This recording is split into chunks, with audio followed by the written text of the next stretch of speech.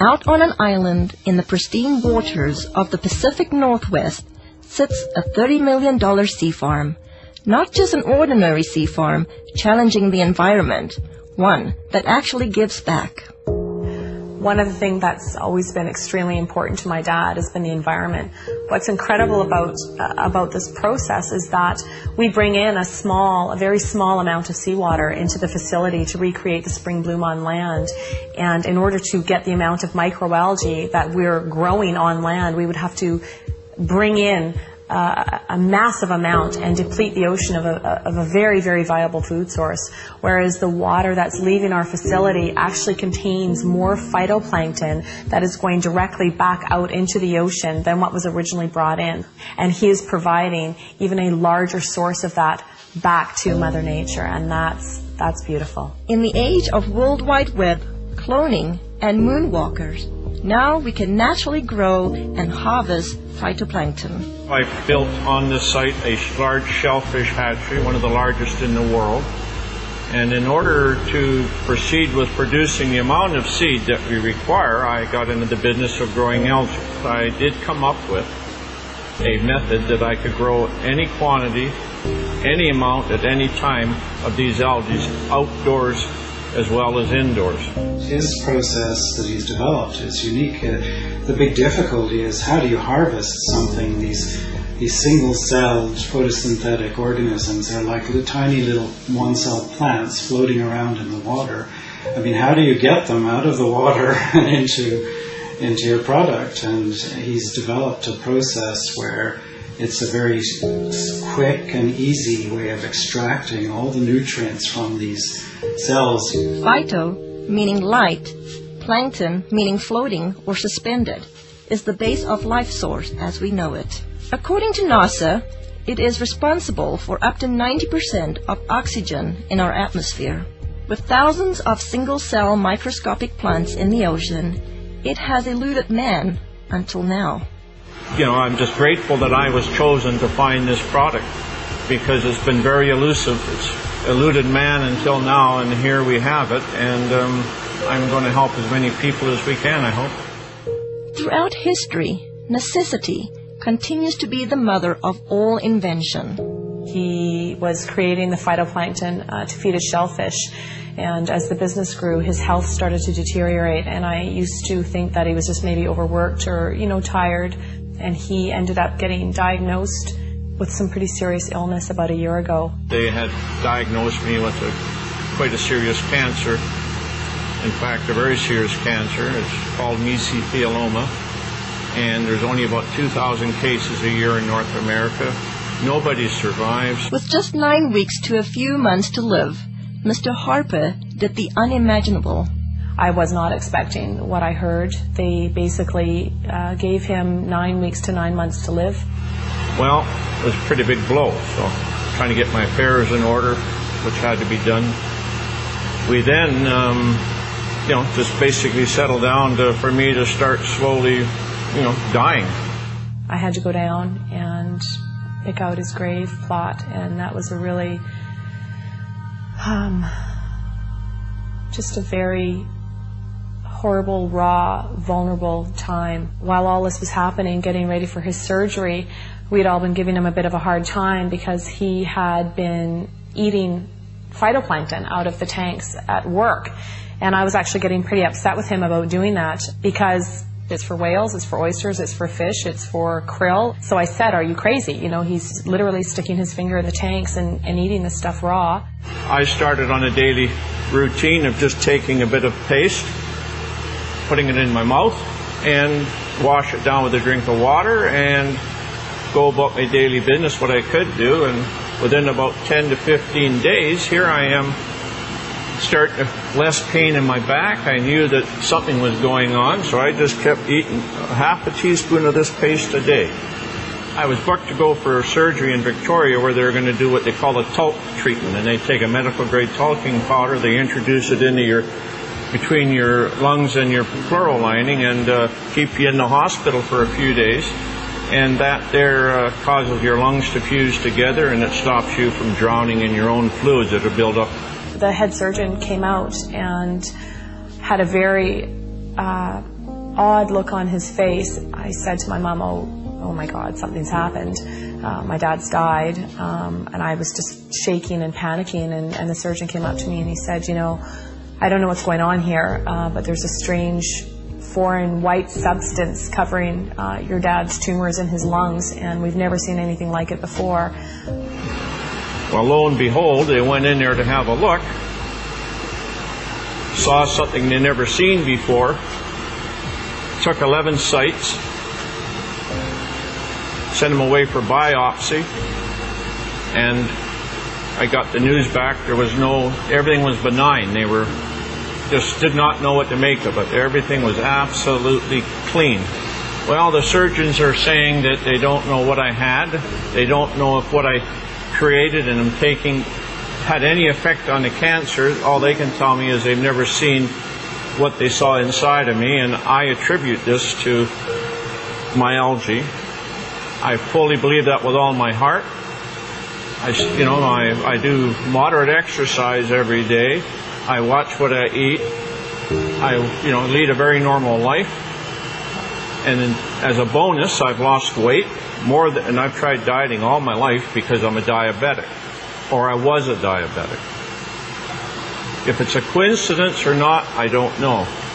But anyway, my blood sugar started dropping, my weight started falling off, and I ended up probably within about a 6-month period, here I am no longer requiring insulin, and I was taking 88 units a day of insulin, and I now can eat just about what I want in moderation, and I have no elevated sugar levels, and I feel fabulous. The potential benefits far outweigh the painstaking process to create even a teaspoon of a concentrated finished product. Well, we can do in a neighborhood in the winter months about 25 ton of product, summer months up to 45 metric tons a day. And just as an example, these tanks you see beside me here, it would require 10 of these tanks of algae to give me one of these, which is an 8-ounce container. So if you look at that, think about the magnitude of growing equivalent to 45 metric tons a day. That's quite a remarkable feat, because there's billions upon billions just in these 3 tanks, and we can grow them in a 1 million liter tank. So and that's what we get our 25 or 40 ton a day from. With 8 million liter tanks using nature's elements, Mother Nature's kitchen has the capacity to nourish the world. It boasts a nutritional analysis second to none, including pigments, diatoms, and xanthophylls. You know, in spring in the northern hemisphere, when the light conditions are right and the nutrient conditions are right, there's a spring bloom, and you get hundreds of diatom species blooming. They're producing pigments. There's a complement of amino acids, fatty acids, and vitamins. And the thing that's working in the product is probably the pigment called the xanthophylls. And in phytoplankton, there are 2 xanthophylls I can think of offhand that potentially have some great benefits: fucoxanthin and diadinoxanthin. With this scientific breakthrough, it's no wonder experts from all over the world are clamoring to get their hands on phytoplankton. We've had calls from Asia, we've had calls from the UK, we've had calls from many from the States, all over Canada, people that have heard about this, whether it be through word of mouth, through any articles that have been written in the newspaper. But this is a product that is in such huge demand, and it's very interesting when we're getting phone calls from people within the medical system or within the holistic healing, people that are really taking a stand around their health, that are looking for something. The world really is coming to our door requesting, the product. They're hearing from their friends, they're hearing from this, that it is helping them in almost every aspect of their life. He's very protective of this product, and he doesn't trust it to just anybody. It's something that he holds very, very near and dear to his heart, as does the entire family. Even through such demand, those who partake this precious product are embracing health in a way like never before. A really good friend, and he had this problem with dandruff. I mean, we tried everything with, nutritional approaches. We've tried emotional approaches. We've tried adjustments, anything you could think of.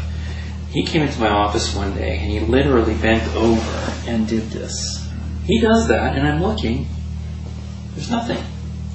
And I couldn't believe it.